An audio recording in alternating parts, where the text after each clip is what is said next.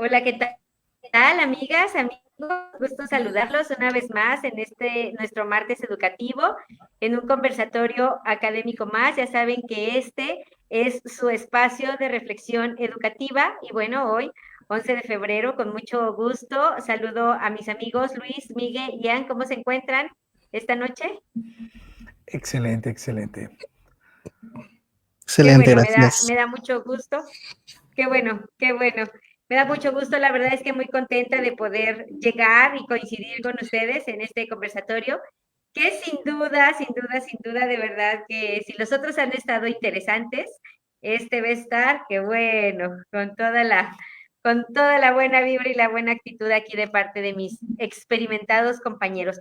Pero antes de eso, nos gustaría compartir con nuestro auditorio nuestros datos de contacto a los que nos pueden hacer llegar, ya saben, todas sus dudas, inquietudes, sugerencias, algún comentario, algo que les gustaría que se implementara dentro de estos conversatorios, algún tema pues que les resulte interesante o vigente, justamente porque pues ahorita hay tantas cuestiones relacionadas precisamente con la educación y bueno, pues aquí nos pueden hacer llegar todo ello. También recordarles que ya nos podrán encontrar en la plataforma de YouTube también, después de que se genera este en vivo, bueno, pues ya posteriormente se están subiendo a esta plataforma.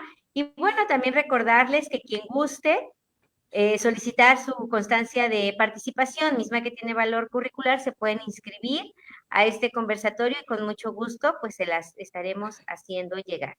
Y bueno, pues sin más, vamos a ir entrando en materia, vamos a ir calentando motores. Y como ustedes recordarán, en conversatorios anteriores comentamos que la educación es y debe ser un éxito. Pero también descubrimos que se puede fracasar si nos desviamos precisamente del objetivo. Entonces, ¿qué puede amenazar ese objetivo? ¿Hay riesgos al intentar lograr una educación? Bueno, pues lo que yo les sugiero es que no se despeguen justamente de esta transmisión, de este conversatorio, porque aquí con nuestros expertos, ellos nos van a compartir ideas muy valiosas respecto de este tema en esta ocasión hemos denominado educación riesgosa con la gran interrogante. Entonces, pues no sé, Luis, no sé si tú por ahora seas quien nos dé esa introducción, esa idea introductoria a este conversatorio y de ahí partimos. ¿Les parece bien? Claro, claro que sí, Asbeidi. Muchas Muy buenas gracias. tardes, Adelante. muy buenas noches. Muy buenas noches, Miguel, Ian, compañeros, ¿cómo están? Bienvenidos. Y Asbeidi, pues muchas gracias. Sí, claro que sí, con todo gusto. Efectivamente, tú mencionas bien la semana pasada y estas últimas semanas hemos tenido temas muy interesantes, muy relacionados uno con otro, que prácticamente uno nos ha llevado al otro y que encierra mucha reflexión, que encierra muchas cosas que pensar. Decía Miguel en la semana pasada, yo vengo con la emoción de aprender algo nuevo, porque no siempre son las mismas visiones. Estamos acostumbrados a que siempre en el texto, siempre es lo mismo, lo que vemos en el texto siempre es lo mismo. Y pasan los años y cambian los grupos y seguimos viendo el texto igual. Y resulta que en el paso del tiempo nos vamos encontrando con que vamos siempre aprendiendo más. Entonces, el conocimiento, la educación, pues tiene esa característica de ser evolutiva, de estar cambiando, de estar siempre incrementando. Y la semana pasada precisamente hablábamos de esa educación que no se da, que no, o que se interrumpe, o que no logra los objetivos. Entonces nos cuestionábamos si en realidad la educación puede llevar riesgos. Decía yo en la semana pasada precisamente que yo pensando en una educación adversa, pudiera decirse, pues yo pensaba en todo lo que está sucediendo en el día de hoy, como la violencia, como la discriminación, como los malos caminos que hemos visto en las noticias que conocemos, la corrupción y todo esto que se está presentando. Es porque algo seguramente en la educación no hicimos correctamente o lo dejamos de hacer. Creo que esa es una de las características que hoy se están presentando. Entonces, en el terreno actual, al día de hoy, la pregunta sería si la educación es riesgosa como tal, como actividad, o hay efectos o hay elementos que ponen en riesgo la educación. Miguel propone, él en su visión como filósofo, siempre una visión, digamos, muy positiva, muy ¿cómo quiero decir? Bueno, pues sí, muy positiva, muy ad hoc a lo que estamos comentando en cuanto a que la educación siempre es exitosa, ¿no? Él siempre va, como buen filósofo, nos va a decir que la educación tiende al bien, pero hoy estamos viendo cosas muy extrañas, hoy estamos viendo cosas muy raras, cosas muy difíciles, y en la siguiente ronda me voy a referir a un caso muy particular que les quiero comentar, que a lo mejor les va a ser muy interesante. Pero bueno, primero vamos a escuchar la opinión de cada uno de nosotros precisamente para ir acotando este punto, ¿no? Yo, en lo particular, soy, me gusta estar siempre entre comillas, en equilibrio. Me gusta ver lo bueno, como también me gusta ver lo malo, para tratar de no caer mucho en lo malo, pero bueno, tratar siempre de remar hacia lo bueno. Entonces, en ese sentido, pues creo que la pregunta es esa, ¿no? ¿Qué afecta a la educación desde el punto de vista externo, pero también desde el punto de vista interno? También la educación nos puede afectar o puede verse afectada por sí misma. Entonces creo que esto nos va a dar para una batalla de pensamientos, un cruce de ideas aquí bastante complejo, ¿no? Entonces, bueno, yo le cedo la palabra a mis compañeros para que pues vayan virtiendo sus comentarios, y como te digo yo, en la siguiente ronda, si ustedes me permiten, quiero hacer alusión a un caso interesante que bueno, ya se los platicaré. Muchas gracias. Adelante, Miguel. Buenas noches, te escuchamos. Buenas noches y muchas gracias. Efectivamente, estoy a favor de que la educación ha sido un éxito, pero no porque yo sea un filósofo optimista, sino porque eso es lo que las evidencias demuestran. Efectivamente, hay que ver lo bueno y lo malo, pero hay que tener cuidado porque no siempre tienen el mismo origen. Es decir, el éxito de la educación y los tropiezos de la educación no tienen el mismo origen. Por ejemplo, el éxito de la educación es porque es un sistema que funciona, y las deficiencias puede ser por cuestiones internas o por cuestiones externas. Yo quisiera en esta primera ronda desmantelar una noción errónea muy común, ¿no? La idea de que la educación ha fracasado. Eso es falso, es erróneo, es un sinsentido intelectual. Si la educación hubiera fracasado, y estas son las evidencias, pues no existiría la tecnología con la que nos estamos conectando, ni tendríamos estos grandes panelistas como Asbeidi, Luis e Ian. Sin embargo, la educación sí presenta inconsistencias lógicas y operativas que, a ver, quiero subrayar, no la convierten en un fracaso, pero sí generan algo que se llama disonancia. Que es una disonancia cuando no hay una congruencia entre lo que debería de ser y lo que es, ¿correcto? Entonces hay algo llamado disonancia cognitiva. Que es una disonancia cognitiva? Cuando no hay congruencia entre lo que deberíamos de pensar y cómo se piensa, ¿correcto? Entonces, yo creo que esto es digno de análisis, y si me permiten, quiero mencionar 5 disonancias al interior de la educación como sistema, ¿no? Y dejaré en la voz de ustedes las amenazas externas a la educación. Primero hay que separar la educación en dos, educación formal y educación informal, ¿correcto? Y a veces la educación informal, al no estar estructurada, es la que presenta más fallas. Pero como este conversatorio es académico, pues nos vamos a centrar en la educación formal. Miren, eh, la educación, como decía, sí presenta inconsistencias lógicas y operativas que vamos a llamar disonancias. La primera es una disonancia entre la transmisión de datos y el desarrollo del pensamiento crítico. ¿Cuál es el problema? Que en la infinita tendencia a la mediocridad, el sistema educativo ha priorizado la acumulación de información sobre la capacidad de analizar esa información, pero de manera crítica. Es decir, se premia a los memorizadores y se castiga a los pensadores, lo cual es absurdo. Sócrates, el padre de la filosofía, eh, él sostenía que una mente sin cuestionamiento es una mente inútil. Tiene una frase que decía, una vida sin estudio, sin observación, no vale la pena vivirla. Claramente la mayoría de los programas educativos pues nunca la leyeron a lo que de Sócrates escribió Platón. Ejemplo, un estudiante se puede recitar así de memoria las tablas de multiplicar, se puede saber la tabla periódica de los elementos al derecho y al revés, pero no te puedo explicar por qué ciertos elementos forman enlaces covalentes. Y eso no es saber, eso es un loro con muy buena memoria, ¿no? ¿Qué proponemos desde la filosofía? Pues incorporar el pensamiento filosófico en todos los niveles educativos para que los alumnos, en lugar de estar absorbiendo datos como esponjitas, los analicen, los refuten y si es necesario, y les agradeceríamos, los destruyan con un rigor lógico aplastante. Segunda disonancia entre la teoría y la aplicación práctica. ¿Cuál es el problema aquí? Que el sistema educativo nos obliga a aprender cosas sin explicar por qué son relevantes en el mundo real.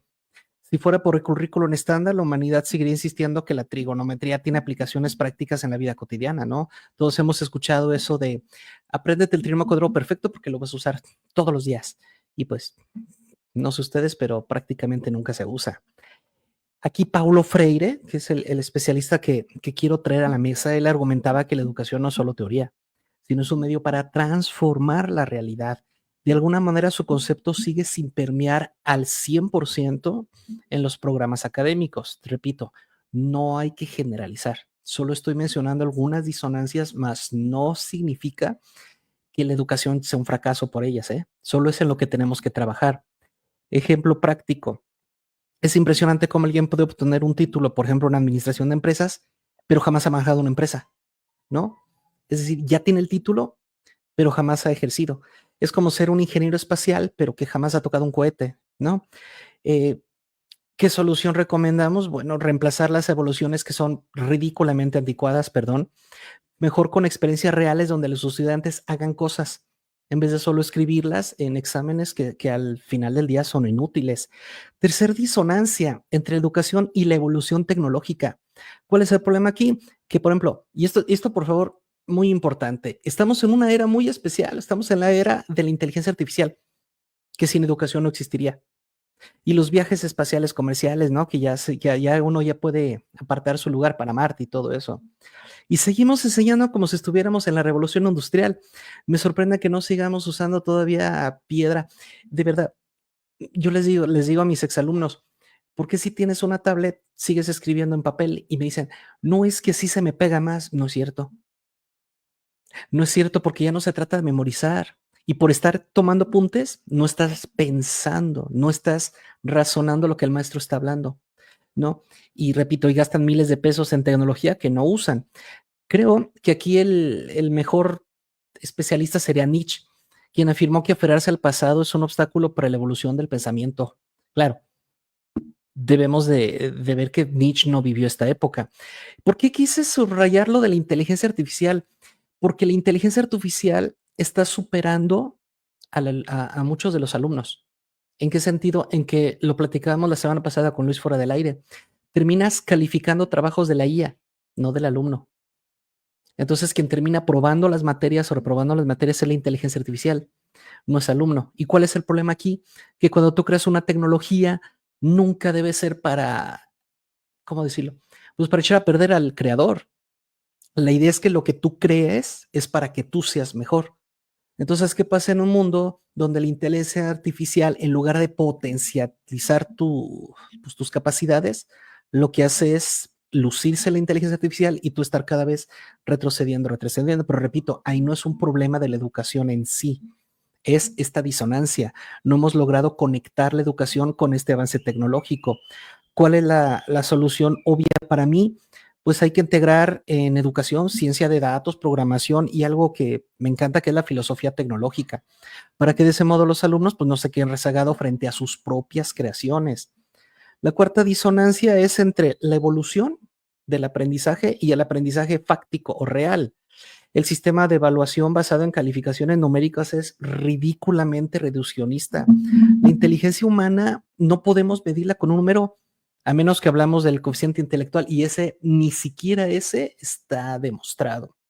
Albert Einstein, por ejemplo, un genio reconocido por su inteligencia, decía, y ya lo mencionamos la semana pasada, que era ridículo la idea de juzgar la inteligencia con criterios rígidos y homogéneos. Decía, si juzgamos un pez por su habilidad para trepar árboles, vivirá toda su vida pensando que es un inútil, pensando que fracasó. Importantísimo. Es decir, evaluar a los estudiantes con pruebas estándar es tan absurdo como esperar que un orangután pilotee una nave. No, o sea, no es por ahí. Existen estudiantes con habilidades excepcionales de verdad en áreas creativas, en áreas humanistas, que son considerados malos alumnos simplemente porque no sobresalieron en matemáticas o en ciencias. Entonces, hay que implementar métodos de evaluación filosófico personalizado, en lugar de aplicar una sola prueba para todos y esperar que funcione mágicamente, ¿no? Obviamente esto es más trabajo para el docente porque tienen que generar un programa de evaluaciones integral.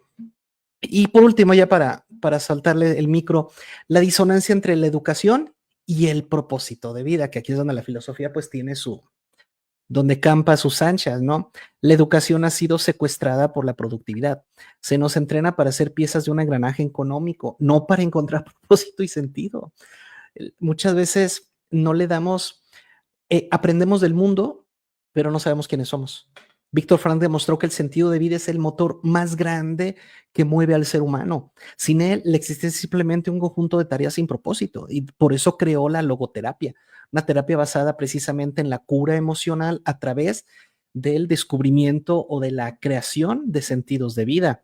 Quien tiene un para qué vivir puede soportar casi cualquier cómo, dijo Víctor Frank. Es decir, si la educación no te ayuda a entender qué estás haciendo aquí, entonces la educación se convierte en un curso de esclavitud moderna, ¿no? Hay que introducir filosofía del propósito, logoterapia en la educación básica, que los niños aprendan a reflexionar sobre su existencia en lugar de simplemente aprender a dividir fracciones.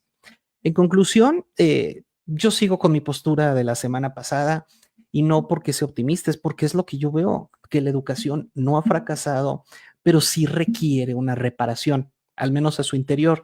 A pesar de sus inconsistencias, obvios para cualquier persona, la educación ha logrado resultados impresionantes, sí, en términos de desarrollo humano, científico y social, sí lo ha logrado. Pero si realmente queremos que la educación esté a la altura de los grandes intelectos y al servicio de la humanidad, pues hay que reparar estas disonancias, hay que trabajarlas antes de que termine produciendo una sociedad de individuos incompetentes que crean que la Tierra es plana y que las vacunas son un invento del gobierno para controlar sus mentes, etcétera, ¿no? Que obviamente pues no funcionó. La educación, decía Aristóteles, es el mejor provisionamiento para tu vejez. Es decir, cuando tú te educas, lo que estás haciendo es prepararte para tu vejez. Estás haciéndote de provisiones, ¿correcto? Si no estudias, no solo serás un ignorante ahora, serás un ignorante cuando seas un anciano. Y bueno, no sé qué opinen mis compañeros, pero esas son las 5 disonancias que yo creo debilitan a la educación o no le permiten alcanzar el éxito total. Pero lo bueno es que estas disonancias es que demuestran que la educación es humana, es decir, es perfectible. Por lo tanto, creo yo que habría que dividir los esfuerzos en estas disonancias que son para el interior de la educación, pero también ser conscientes de que hay factores ajenos a la educación, como la educación informal de la que les hablaba, que pueden poner en peligro. Pero bueno, eso ya se los dejo a ustedes, ¿cómo ven? Muchas gracias, Miguel. Muy interesante, la verdad, como lo has estado compartiendo. Y bueno, pues sin más, vamos a escuchar la idea de nuestro amigo Jan. Adelante, Jan, te escuchamos. Gracias, buenas noches. Como siempre, pues un gusto estar aquí. Un increíble gustazo pues volver a estar aquí con ustedes compartiendo este espacio. Híjoles, la verdad es que sí se puso, está sabroso el tema, está sabrosón porque, la verdad es que son puntos totalmente válidos en el sentido de que finalmente, pues tienen razón, la verdad, tienen mucha razón. Y aquí me gustaría hablar retomando justamente varias cosas de las que comentan. Voy a hablar desde tres perspectivas. Eh, Primero que nada, la cuestión de la preparación hacia los alumnos. Lamentablemente, pues sí doy fe y legalidad. Yo que hasta la fecha sigo estudiando en una institución, pues sí, lamentablemente los modelos de clases sí no han cambiado mucho. ¿En qué sentido? Efectivamente, ¿no? Se prioriza más a veces el qué tanto sabes que si realmente lo aprendes, ¿no? Como lo manejaban Lev Vygotsky, el aprendizaje significativo, con su famosa teoría de la zona del desarrollo próximo. Entonces, ¿cómo realmente se dice que un docente tiene una vocación de enseñar si lo único que quiere es que se cumpla su planeación de estudios, que tiene muchísimos temas, en lugar de que verdaderamente se genere un aprendizaje significativo, es decir, un aprendizaje duradero, un aprendizaje que sí se quede grabado en la mente del alumno, que no importa cuántos años pasen, ahí siga? Hay quienes se lo adjudican mucho a los estudiantes, en el sentido de que dicen, no, pues es que pues tú tienes que echarle ganas, ¿no? Tú tienes que aprender a ser autodidacta. Digo, está bien, pero no todos llegamos a tener esa facilidad para aprender, esa facilidad para, pues, generar una disciplina, incluso para generar nuevos aprendizajes por nuestra propia cuenta. Y entonces aquí se generan dos situaciones. La primera es la frustración de pensar que realmente pues uno no sirve para el estudio. Y aparte también se genera mucho este sentimiento de culpa, ¿no? De decir, ay, es que estoy haciendo gastar a mis papás, estoy haciéndole perder tiempo a los maestros, estoy haciéndole, etcétera, etcétera. Y entonces empieza a generar este efecto dominó que termina por perjudicar más que por ayudar.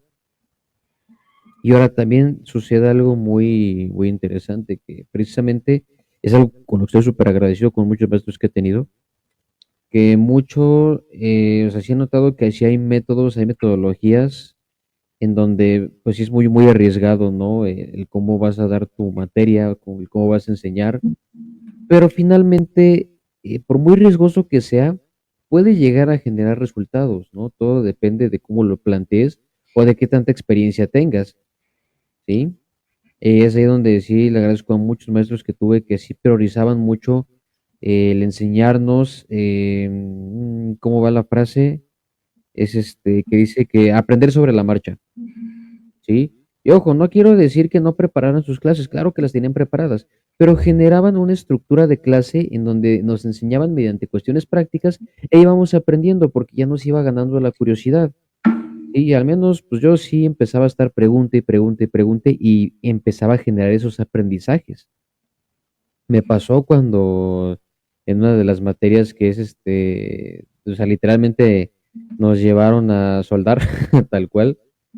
O sea, y ahí estaba yo con la soldadora y empecé a tener mucha curiosidad, ¿no? Y empecé a preguntar, ¿y por qué sucede esto? ¿Y por qué sucede lo otro? ¿Y por qué sucede aquello? Y entonces, ¿qué era lo que generaba yo con eso? Pues un aprendizaje que decía, cara, ya cuando menos acordé ya me volví especialista en soldaduras, ¿no? Ese es un punto, y justamente esto va un poquito relacionado al siguiente punto, que es precisamente, ¿qué es lo que estamos buscando? ¿Calidad o cantidad? ¿Sí? Si tú lo único que quieres, porque es algo que sucede lamentablemente hoy en día, que lo único que buscan es sacar la matrícula.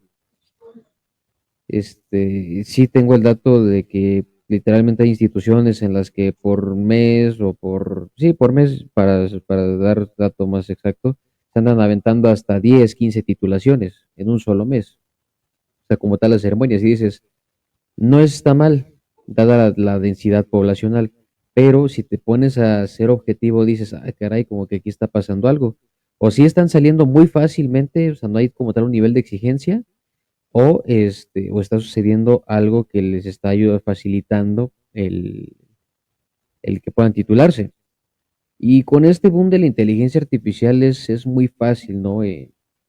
Pues hacer muchos trabajos, hacer tesis, hacer lo que sea, porque finalmente, pues la inteligencia artificial ya piensa por ti. ¿Cuál es el problema que le veo ahorita con la inteligencia artificial? Que efectivamente llegó tan rápido que no se sabe utilizar. Ni siquiera los mismos docentes están capacitados para poder utilizarlo, para saber cómo utilizarla.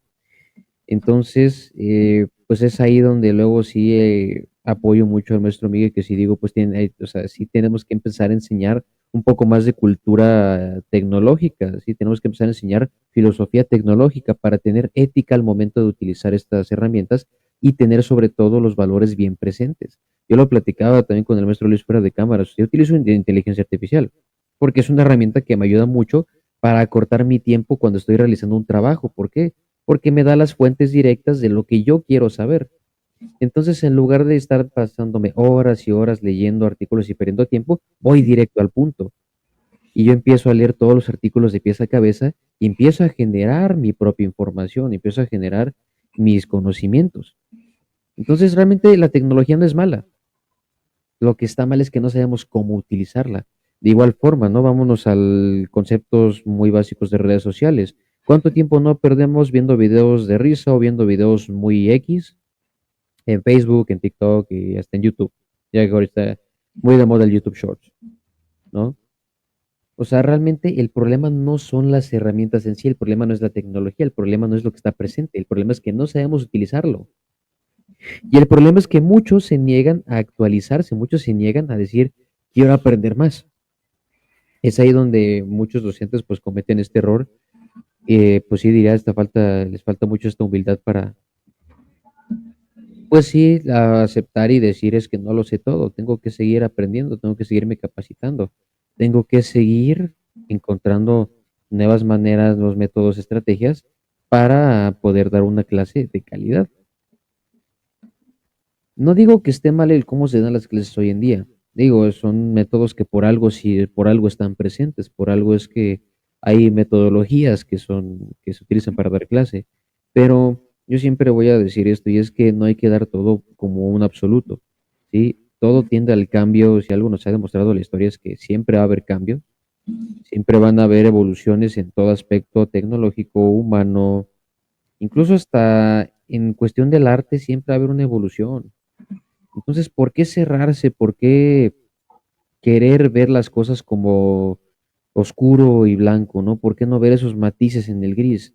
Siempre va a haber un punto medio, aunque no querramos creerlo, aunque no lo querramos ver, siempre va a haber este punto medio. Y con esto voy a otro punto que es muy importante. Voy a hablar de mi experiencia precisamente dando clases, hablando de la educación riesgosa. Aquí fue donde me di cuenta que dije, sí hay una muy buena oportunidad para cambiar la manera en la que enseñamos. Por mi perfil de ingeniería, domino mucho la parte de las ciencias exactas, todo lo que es química, física, matemáticas, informática, toda esa parte la domino.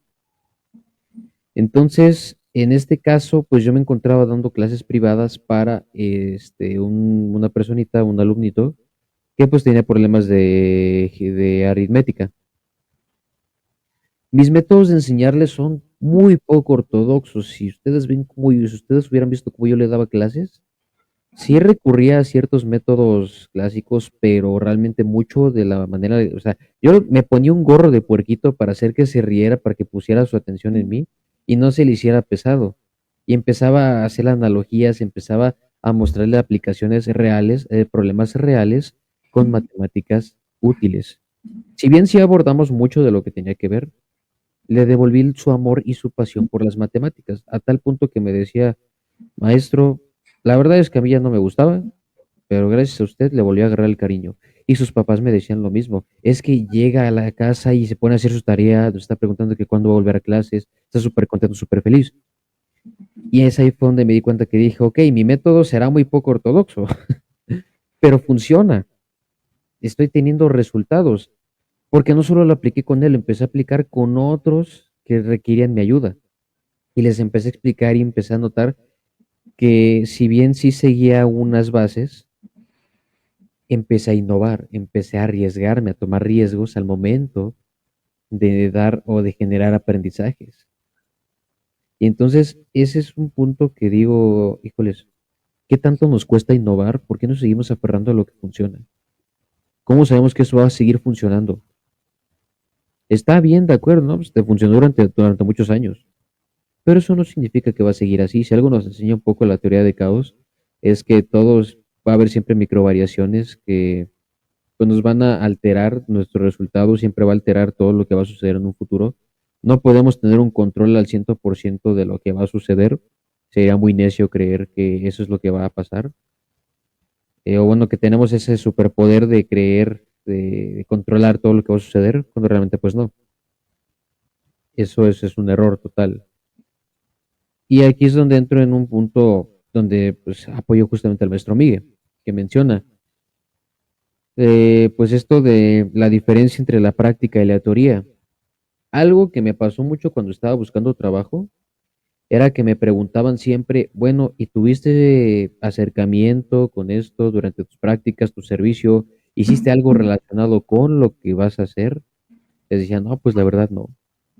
A pesar de que tengo un currículum lleno de cursos, lleno de diplomados, lleno de conocimientos, el simple hecho de que les dijera es que no tengo mucha experiencia en la vida real, o sea, en el campo de aplicación, eso me dio para abajo.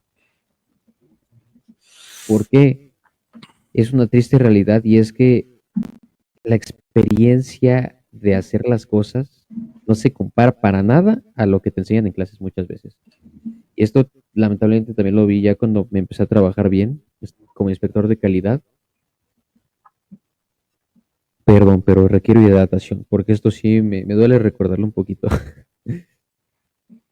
Yo cuando entré, me dieron la oportunidad nada más porque de a plano sí estaban un poco desesperados. Sí estaban un poquito desesperados, entonces sí requerían contratar a alguien con mi perfil, porque de todos era el único, éramos dos ingenieros industriales nada más. Entonces, que tuviéramos conceptos de calidad y eso éramos bien poquitos. Y si al caso era mi compañera, que ella es ingeniera química, entonces digamos que sí trae un poquito toda esa parte. Entonces, bueno, el chiste es que realmente se fijaron más en esa parte que decían, bueno, está chavo, está joven, nos puede aportar bastante, puede tener una perspectiva fresca, tiene una experiencia pues, mediana, pues mételo. Cuando llegué a trabajar me di cuenta que mucho de lo que me habían enseñado en clases realmente ni siquiera lo apliqué y mucho cuando lo quise aplicar, o sea, yo sí me puse a pensar, dije, ay, esto no creo que sea tan adecuado. Cuando me llevaron a una de las plantas, yo dije, ay, pues aquí puedo aventarme un rediseño de layout. Y estaba duro y dale con mi jefa, y vamos a hacer un rediseño, vamos a hacer un rediseño, hasta que ya se hartó y me dijo, bueno, ¿y cuánto te vas a tardar en hacerlo?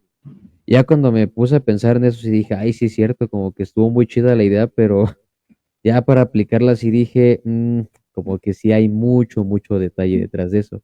Entonces, ese es un gran problema de las instituciones y sobre todo también de muchos padres de familia que por miedo no quieren dejar que sus hijos tengan tanto acercamiento, porque el creer que siempre hay una edad para todo es un error. Explícome. No es que sea una edad, hay momentos. Porque edad, tenemos gente de 50, 60 años que está apenas terminando su carrera y tenemos chavitos de 17, 18 que están saliendo ya titulados. No es que haya una edad, sino que hay situaciones, hay momentos. Y aquí no voy a decir nombres, pero solo diré que yo fui víctima de eso. Mis prácticas profesionales y mi servicio no fueron realmente como yo los quería hacer. Ya fue, digamos, que tuve que hacer una valoración entre decir, a ver, cómo puedo darle gusto a mi papá y cómo puedo sacar el papel. Porque yo realmente, yo tanto en servicio como en práctica sí quería trabajar, yo sí quería, pues, meterme en una industria, ¿no? Agarrar experiencia, pero no pude por X o Y razón. Entonces, eh, pues sí me cortaron mucho las alas porque no tuve mucha experiencia, no tuve muchas armas con que defenderme al momento de llegar al mundo laboral. ¿Sí? A pesar de que muchos maestros me decían, es que estás en la edad, es que aprovecha ahorita que tienes tiempo. Y sí, tenía muchísimo tiempo. Pero finalmente no, pues no pude aprovechar esa oportunidad. Entonces, más que edad, se trata de saber cuándo es el momento adecuado, en función de que, pues de tus condiciones de vida, evidentemente, de lo que estás viviendo. Tienes que aprender a valorar eso. Y esas son enseñanzas que la escuela, pues lamentablemente pues muchas veces no te dan. Y insisto, yo tuve mucha fortuna de tener a maestros y hasta la fecha, pues convivo con ustedes, tengo la fortuna de tener contacto con ustedes y eso me ayuda mucho porque a fin de cuentas, o sea, yo sé que si le puedo mandar mensaje a cualquiera de ustedes tres y sé que en la medida de lo posible me van a aconsejar, me van a ayudar. Sí, yo por eso los quiero mucho.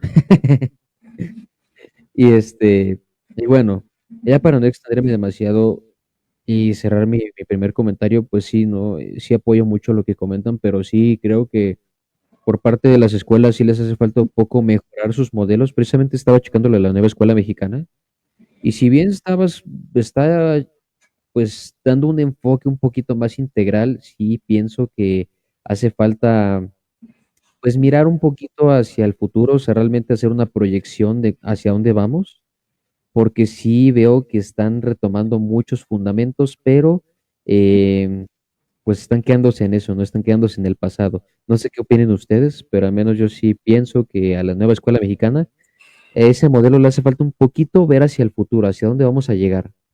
Sí, es decir, ya estamos viendo un supercambio generacional en todo sentido, tanto en la población como a nivel tecnológico, y tecnológico entiéndase por métodos, técnicas, aparatos, etcétera, etcétera. Y también estamos viendo una nueva revolución de pensamiento, ya se dio un cambio de paradigma en muchos aspectos. Entonces, al menos es lo que yo pienso y es lo que sí me pone a pensar realmente yo que estoy pues preparándome para ser docente, entonces sí me pone a pensar en cómo va a ser la educación del futuro, qué es lo que nos espera, qué es lo que nos aguarda. ¿Realmente vamos a seguir en riesgo algunos o vamos a estar bajo un estándar? No sé qué opinen al respecto, maestros.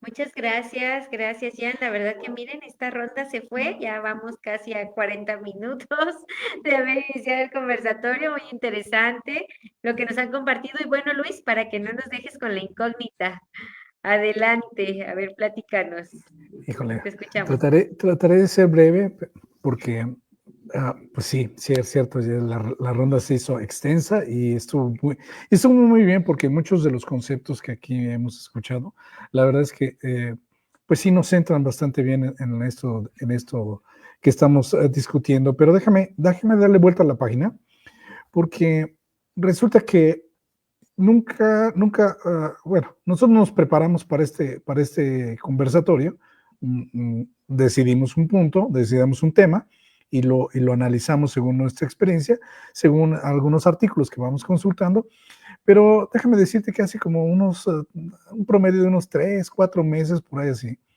en un momento en un momento de ociosidad, y no encontrando nada que ver en la televisión, busqué un documental y encontré un documental que me llamó la atención y que lo empecé a leer, a escuchar.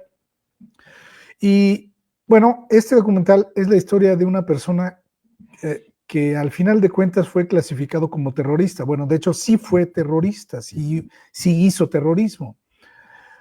Se trata de la vida de un científico en la década de los 70s a los 90s.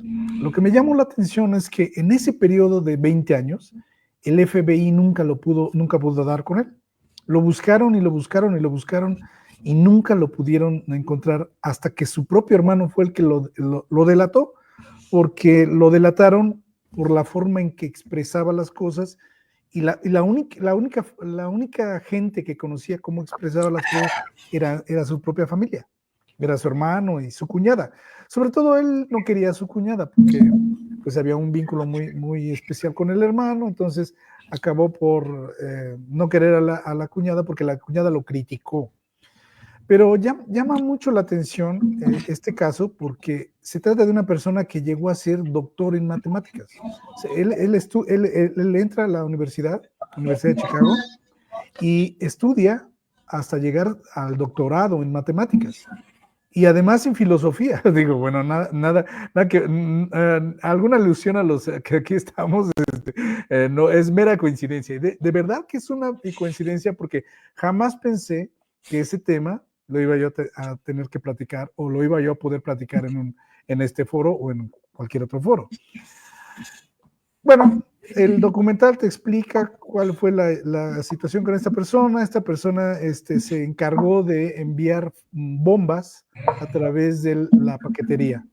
Y eran unas bombas muy especiales, no eran unas bombas que quisieran destruir todo el mundo o quisieran destruir una colonia completa, ¿no? Era una bomba manual, con trabajo casero, que solamente iba a afectar a la persona que abriera la bomba. Era un paquete, un bill paquete. Entonces lo enviaba por paquetería, la paquetería nunca detectaba que era lo que iba y le pegaba a la persona. Pero lo más relevante del asunto era que se lo enviaba directamente a profesores y a científicos exclusivamente. De hecho, ¿cómo se llama? La historia es, esta persona es un científico, se llama Theodore Kaczynski, y él proviene de una familia norteamericana de clase media, casi agrícolas, agricultores, perdón, y una familia normal, natural. Él con un coeficiente intelectual o una capacidad intelectual bastante rápida, o sea, llegó a ser profesor en la Universidad de Berkeley, en California, y bueno, fue muy destacado, fue un catedrático y fue un profesionista muy destacado. Tenía una habilidad intelectual bastante alta. Pero lo que me llamó la atención era precisamente que él estaba en contra de la ciencia. Esa era su postura, estar en contra de la ciencia. Y entonces, precisamente las bombas iban directamente a científicos. En el documental mencionan ¿cómo se llama? Una situación que cuando lo pescaron, porque aparte el tipo vivía en una calidad de ermitaño, en medio del bosque, en una cabaña, fuera de, o sea, lejos de la civilización, totalmente sin comunicación, más que por radio, escuchaba lo que estaba sucediendo, pero el tipo era bastante educado, era una persona muy educada, leía mucho, estudiaba mucho, sabía de química, de física, de teología, de filosofía, de matemáticas. Bueno, él construía las bombas de manera casual. O sea, el tipo era bastante extraordinario en la habilidad intelectual. Pero mencionan en el documental que cuando lo capturan, o antes de capturarlo, porque ya estaba, la familia estaba a punto o ya lo habían denunciado, una cosa así.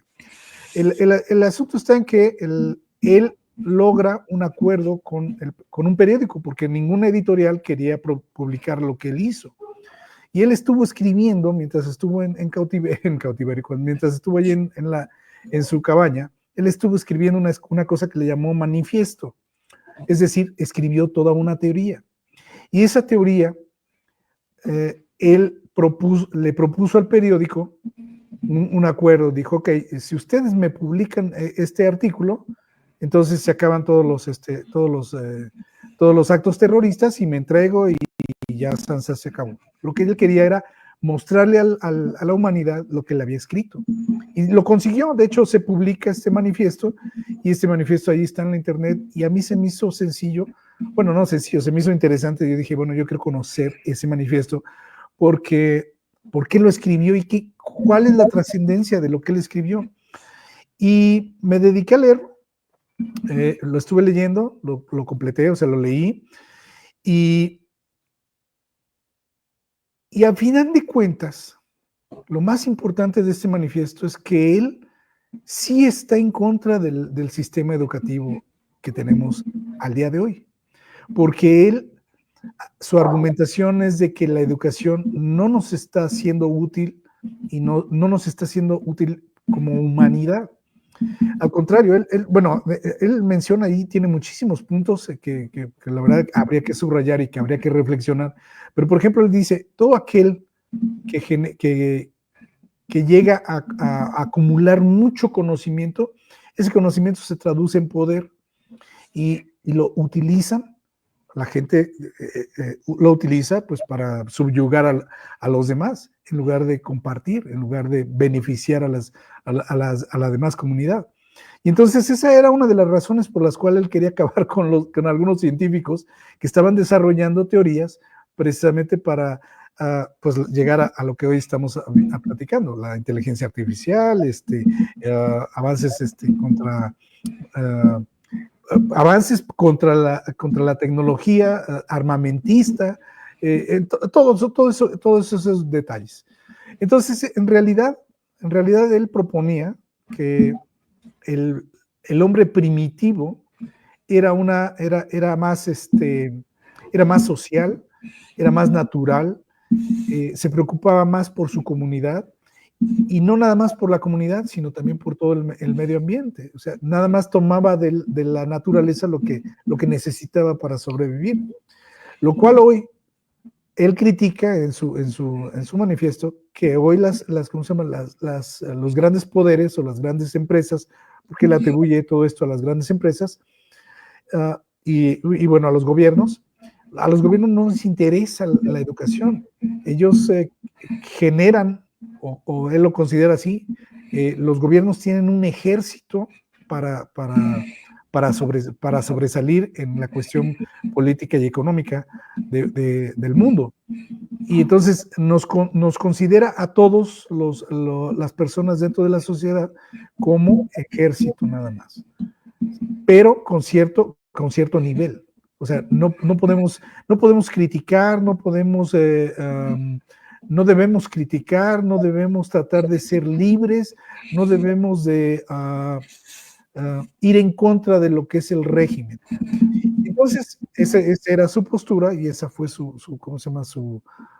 manera de expresar todo esta adversidad con la que él creando toda esta teoría. Me llama, no vamos a ser terroristas, no se trata de ser terroristas, sí es verdad y tiene mucha razón Miguel en sus disonancias. Creo que esto es producto de muchos, esta evolución que hemos tenido tiene muchas aristas que son criticables, porque efectivamente el que más conocimiento tiene lo traduce en poder y subyuga a otros. No se diga en la mercadotecnia, no se diga en lo social, no se diga en la medicina, no se diga en la propia educación. El poder se traduce, se desvirtúa, se traduce en corrupción, se traduce en una herramienta que no nos ayuda a ninguna sociedad. Entonces yo creo que después de haberlo visto, después de haber conocido el caso y de haber leído el manifiesto, yo me pregunto y yo me cuestiono si en realidad la educación es tan benéfica como lo hemos venido proponiendo. Miguel dice que sí, pero yo creo que más bien la educación está amenazada. Yo lo veo así. Y sí corre el riesgo, porque lo estamos viendo, sí corre el riesgo de que nuestra sociedad se corrompa en miles de situaciones, como por ejemplo, ahorita tenemos el narcotráfico, tenemos ¿cómo se llama? La discriminación bastante alta, tenemos una urbanización que ni siquiera podemos decir que es urbanización, porque si revisamos cómo vive la gente aledaña a las ciudades es verdaderamente terrible. La forma de producir, que no es algo que no sepamos, cómo producen los chinos, producen a través de una esclavitud enorme, y así vamos teniendo una serie de consecuencias que la propia educación ha permitido eso. Creo. Ese es mi punto de vista. Yo creo que la educación tiene que regresar al camino de la propia educación. Sí, la educación nos tiene que ayudar a promover nuestros buenos valores, nuestra buena forma de convivir, nuestra buena forma de vivir. Pero en el camino nos vamos a encontrar con ciertas amenazas que están en el exterior y que además a veces están dentro de nuestro propio interior. Yo veo el caso de este señor, un gran intelectual, un gran intelectual, pero acabó descomponiéndose. La misma educación, su propia educación lo descompuso, lo volvió agresivo, lo volvió exagerado, lo volvió paranoico, lo volvió un arma en contra de la humanidad. Y eso es lo que nos está pasando. Hoy tenemos muchas armas en la calle, muchísimas, que no sabemos quiénes son. Y tenemos violaciones, ¿cómo se llama? Matanzas, tenemos secuestros, tenemos cosas que no son dignas de una sociedad. Quiero decirlo así, ¿no? Entonces, a mí me deja una reflexión interesante, y no es que no sea optimista, sí soy optimista, yo le apuesto a la educación, yo le apuesto a la convivencia, pero creo que hemos dejado paso al mal camino. Y hemos permitido que nuestra educación se vaya desvirtuando. Y eso nos está pasando en todas las sociedades, no nada más en Morelia, no nada más en México, está pasando en todo el mundo en general. Muchas gracias, Luis. Miguel, ¿quieres participar? Te escuchamos. Adelante. Sí, claro, aunque el tema es interesante, el caso que nos comparte Luis es, y no lo digo de ninguna manera para desmeritar a Luis, sino el caso. El caso es el que quiero criticar. Es absurdo juzgar a la educación por esto. Número uno, educación viene por su raíz etimológica, significa proyectar o sacar hacia afuera. Obviamente las personas que crearon el término educar, pues no están aquí con nosotros hoy presentes, no le puedo preguntar qué querían decir. Pero mi madre, yo entiendo que si ellos pensaron en algún momento que educar era sacar creo que estaban pensando en que uno tiene que educar para dejar la casa. Educar es salir y ser un ciudadano. Una persona con educación no es una persona que sabe trabajar, sino que trabaja por vocación, por servicio. Menciona Luis, él criticaba que era un problema educativo y quería matar a profesores, ¿correcto? Obviamente esta persona estaba desequilibrada. No podemos decir que porque una persona está loca, se volvió loco por un problema educativo. ¿Cuántos terroristas han usado términos religiosos? Y eso no significa entonces que la religión sea la culpable, ¿no? ¿Cuántos han atacado a empresas? Y eso no significa que la empresa sea la culpable. Entonces, no porque alguien haya elegido como sus víctimas a profesores, entonces significa que la educación está mal. Él es el que está mal. Ahora, en términos psicológicos, una persona aislada, ermitaña, con un alto coeficiente intelectual, obvio tiende hacia la locura.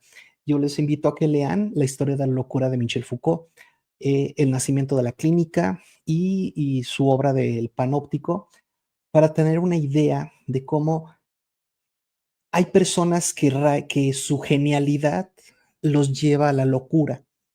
¿Por qué? Porque empiezan a vivir en un mundo ajeno al nuestro. Entonces, ahí sí la educación no tiene que ver. La educación trabaja con gente normal, con gente cuyas capacidades son normales. Pero una persona que está desequilibrada, pues no puede ser un buen ejemplo de que falló la educación. Uno. Dos, ¿por qué la familia tardó tanto en denunciarlo? O sea, la familia debía ser la primera en estar al pendiente, en conocerlo, en conocer su alma, y no lo conocía. Y si sí, tardó mucho en denunciarlo. ¿Ahí es un problema educativo o es un problema de valor? Hemos criticado que educar no es crear robots, que educar no es crear como si fuera una máquina, ¿no? Te da todos los modelos iguales. Pues precisamente por eso pasa cosas de que aunque tengas un grado académico importante, aún así puedes ser un criminal. ¿Por qué? Porque la educación no te construye de manera mecánica. Siempre tienes algo llamado libertad. Y mientras el ser humano tenga libertad y sea un ser imperfecto, así tengas la mejor educación del mundo, tienes siempre tendencia al actuar mal. Esto lo podemos ver en el psicoanálisis cuando Freud afirma, la razón por la que el ser humano es educado es para que aprenda a reprimir su instinto animal. Eso de que en la etapa primitiva éramos mejores, falso. Hablando de documentales, un periodista europeo fue a una isla africana, a hacer un reportaje de una tribu muy temida que obviamente quedó muy rezagada en términos educativos. Ellos comen carne humana, lo obligaron a comer cerebro, le untaron polvo de hueso humano en la cara.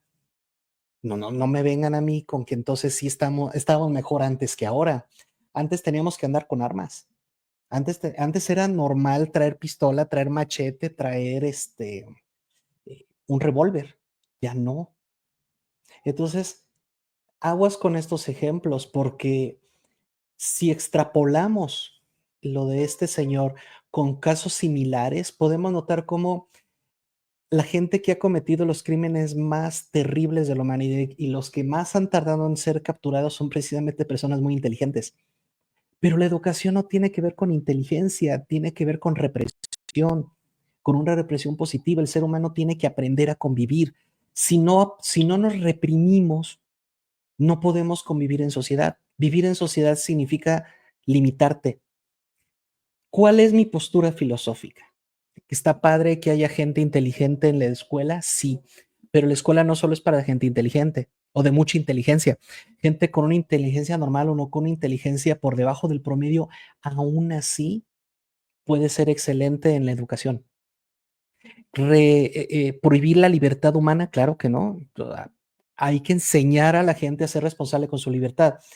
Lo que pienso que podríamos trabajar es un concepto que muchos han escuchado, pero estoy seguro que muy pocos ahorita me podrían decir la definición concreta, y es el libre albedrío. El ser humano tiene libertad, ¿cierto? Esa la tienes de nacimiento, pero el libre albedrío se tiene que desarrollar. Y para no quedarlos con la duda, ¿qué es el libre albedrío? Es la reflexión sobre tu libertad. Un ejemplo muy sencillo. Yo libremente estoy participando el día de hoy en este programa. Y si alguien me preguntara, ¿por qué participaste? Yo puedo simplemente decir, pues porque soy una persona libre, yo decidí libremente participar. Pero si alguien me dijera, sí, pero ¿cuál es tu libre albedrío? Es decir, ¿cuáles son las razones que justifican que de todas las cosas que podías hacer, elegiste hacer esta? Porque dentro de una gama infinita de posibilidades de actuación que mi libertad me permite, yo elijo una en cada momento. Lamentablemente muchas personas no ejercen su libre albedrío. Entonces una persona con mucha educación, pero con deficiencias morales, obviamente va a tomar malas decisiones. Porque una persona con un coeficiente intelectual muy alto, con un grado académico alto, puede tender al crimen porque no sabemos su historia, porque la educación no está diseñada para hacerte una persona feliz, no está diseñada para hacerte un triunfador, y tenemos que quitarnos eso de la cabeza. La educación está diseñada para que tú te puedas comportar en sociedad. Tu desarrollo, tu triunfo, tu felicidad, para eso existen áreas como la filosofía. ¿Quieres darle un sentido a tu vida? Estudia filosofía. ¿Quieres encontrar la verdad? Recuerdo una película de Indiana Jones, creo que la primera, cuando Indiana está con sus alumnos y les dice, él es maestro de antropología, para los que no conocen Indiana Jones, y él dice, aquí no venimos a hablar de la verdad. Los que quieran explorar la verdad, pasen con el doctor fulanito al área de filosofía. ¿Correcto? Ese es el tema. La educación no está diseñada para que seas feliz. Está diseñada para que te aprendas a buscar tu felicidad sin molestar ni intervenir con los demás. Al contrario, precisamente cuando renuncias a la educación, papás que dicen, pues si no quieres estudiar, no estudies. O papás que creen, pues mira, sacó 10, yo creo que sí está educado. No, te falta el respeto, no es acomedido, se pone unas pedotas impresionantes, nada más se comporta porque tiene miedo a que lo cachen, pero cuando piensa que puede hacer el crimen perfecto, lo va a hacer. Eso es el prueba de que no está educado. Una persona con educación no tiene que ver con calificación, no tiene que ver con promedio, no tiene que ver con títulos, tiene que ver con comportamiento. Se tiene que educar a la gente a que ejerza su libre albedrío y no podemos prometer que por estar educado vas a ser feliz, que por tener educación vas a ser exitoso, porque eso no depende del título. Hay gente que sin título es mucho más feliz que la mayoría. Hay gente que sin título es mucho más productiva y es mucho más útil a la sociedad. ¿Por qué? Porque tiene educación. Punto. Conozco gente con doctorados que son gente bruta, son groseros, son pedantes, son de lo peor, son castrantes. Y conozco gente muy humilde, pero con mucha educación. ¿Cuál es el tema aquí? Que no podemos juzgar que el fracaso de la educación por casos, repito, que en la ley de los grandes números matemáticos, pues se salen de la media. En general, y como decía mi abuela, la nona, la mayoría de la gente es gente buena. Ella me decía, cuando ve, ella es muy, muy católica, vive como a 10 cuadras del Vaticano, imagínense. Decía, cuando Dios nos venga a juzgar, no nos va a juzgar de uno por uno porque somos muchos, sino que va a juzgar al promedio. Y si juzga al promedio, estamos salvados porque la mayoría es gente buena. Y dijo, un poco imbranato, un poco boba, pero buena. ¿Cuál es el tema aquí? No se nota que somos más los buenos, porque lo bueno no hace ruido. Una bomba atómica, una pistola, una explosión hace mucho ruido y mata a mucha gente. Pero por cada bomba atómica que destruye, hay millones de caricias que construyen. Lo que pasa es que las caricias no hacen ruido.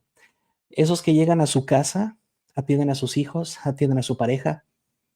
Esas personas que hicieron algo productivo hoy, a los que nos están viendo, si tú hiciste algo productivo por tu sociedad hoy, atendiste a tus clientes, ejercitaste tu profesión con dignidad, tú eres de los buenos, tú eres un ejemplo de que la educación es un éxito. Lo que pasa es que no hacen ruido, ¿no?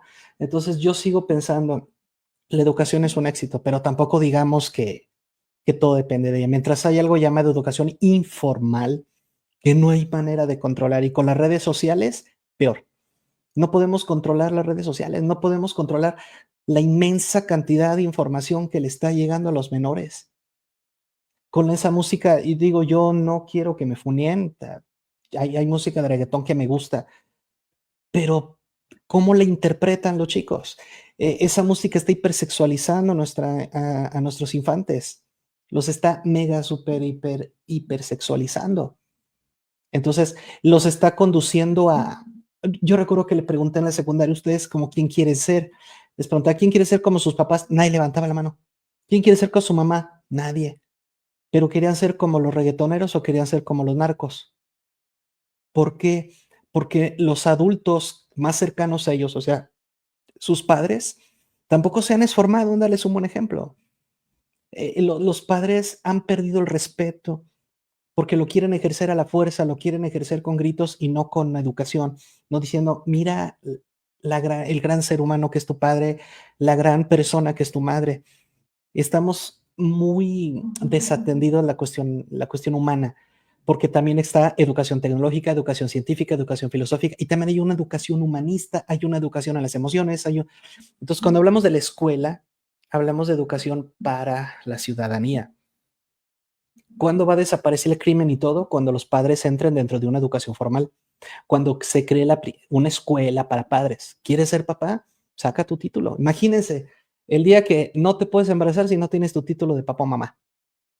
Pero obviamente la gente va a decir, no, ese es un mundo distópico porque entonces el gobierno y la educación nos va a controlar. Ese es el gran problema. Mientras tengamos este conflicto entre la libertad y la disciplina de la educación, esto es imposible, pero la educación, por supuesto que es un éxito. No celebramos a los que hacen delincuencia, porque otra cosa, tú puedes tener el título más grande y puedes ser el tipo más brillante y más educado, pero un día puedes sufrir un shock postraumático. Un día algo dentro de ti se puede romper y entonces puedes cometer algo ilegal. Y no es porque no es un tema de educación, es un tema orgánico, un tema psicológico. Esto que quede bien claro, hay personas que pueden ser brillantes, unos genios, pero pueden tener la pérdida de un familiar, la pérdida del trabajo, entran en crisis y cometen errores. ¿Ese es un problema de la educación? Claro que no, somos humanos y todos podemos tener un mal día, y por muy educado que estés, en un mal día puedes echar a perder toda tu vida, toda tu carrera, toda tu formación. Y no me digas que es culpa de la educación, es que somos humanos y nos podemos equivocar. Y Muchas pues te me gracias, cuento, pero Miguel. ya me Gracias, pasé. gracias. Pues ustedes me dicen, ya de hecho nos hemos pasado con algunos minutitos. Sí, yo quedo atenta si seguimos ahorita o, o bien lo programamos para la siguiente semana. Te escucho, Luis, lo que nos indiquen, hacemos. Adelante. Pues yo creo que por atención al público sí hay que prorrogar la discusión a la siguiente semana. No sé, bueno, quedó Ian ahí pendiente, pero bueno, siempre la aportación de Ian es muy interesante también.